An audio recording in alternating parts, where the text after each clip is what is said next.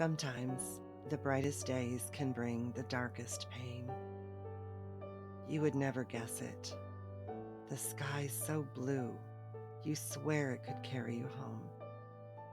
The sun glinting on the window like a promise.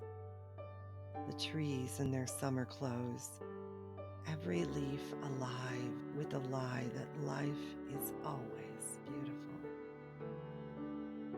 It was a day like that, a day that didn't look anything like sorrow. When my firstborn child, my only son, decided he could not stay in this world another minute. And it has been 21 years of living in the after. 21 years of replaying every moment, every word I said or didn't say. Every day I was too lost in my own darkness to see any light.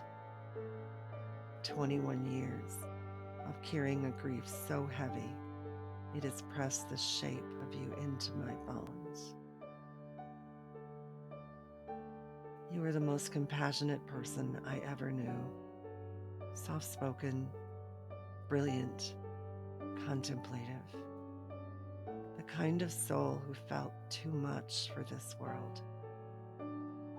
And maybe that's what broke you in the end. Not a single choice or one last straw, but a lifetime of carrying other people's pain without a place to set it down. I have spent years blaming myself, years believing I failed you because I did, in ways big and small, because I was broken too, because I was running from my own childhood, trying to fill the wounds with anything that would numb the ache. And even now, when I close my eyes, I can still feel the moment everything shattered. The moment the phone rang and the world split open and there was no going back to who I was before your absence. Since then, I have lived in exile, cut off from my daughter, from my grandchildren, from every version of family that once felt possible.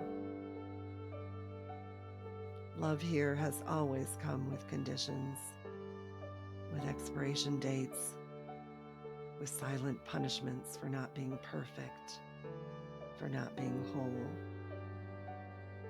And still, I keep surviving, even on the days when I don't want to, even when the loneliness presses down so hard it feels like it will crack my ribs, even when the memories come with their 1,000 sharp edges. I have learned that suicide does not end pain. It just passes it on to the rest of us, like an inheritance none of us asked for. I have watched it hollow out generations. My daughter, who lost her hero and never forgave me. Her children, growing up with the same shadows in their blood. The man she married, who lost his parents to a tornado, who lost his son, who nearly lost himself in the same darkness that claimed you. I have learned that trauma does not stay politely in the past. It echoes through every empty chair, every unanswered message, every birthday and holiday that tastes like ash.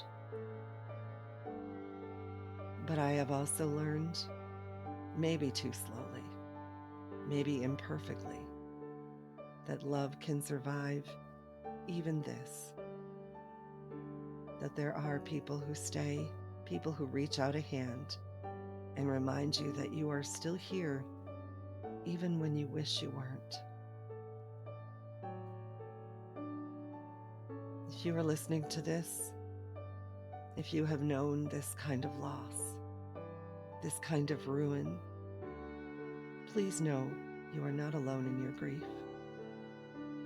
Please know there is no shame in surviving what you were never meant to carry alone. Sometimes the brightest days bring the darkest pain, and sometimes, against all logic, we find a way to keep going anyway, to honor the ones we lost by telling the truth, by naming the hurt, by loving each other through it. This is for you, son, whose absence will never stop hurting, whose memory will never stop mattering,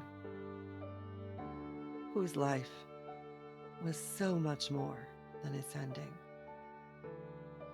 I will always be your mother, even in the after, especially in the after.